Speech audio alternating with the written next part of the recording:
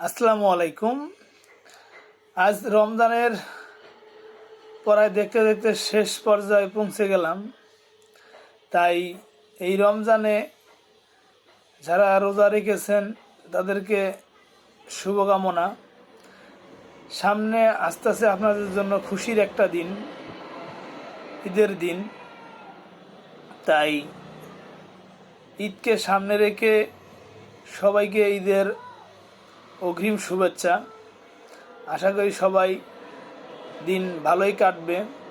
আর যারা এই কর্মস্থল থেকে নিজেদের গ্রামের বাড়িতে যেতে ইতিমধ্যেই প্রস্তুতি নিচ্ছেন, তারা রাস্তাঘাট এবং যানবাহনে অনেক সতর্ক অবস্থানে বাড়িতে যাবেন। নিজের গন্তব্যস্থান, নিজের জন্মভূমিতে সুন্দরভাবে পৌঁছেন, এটাই কামনা করি। আশা করি বিষয়টা সবাই বুঝতে পারছেন।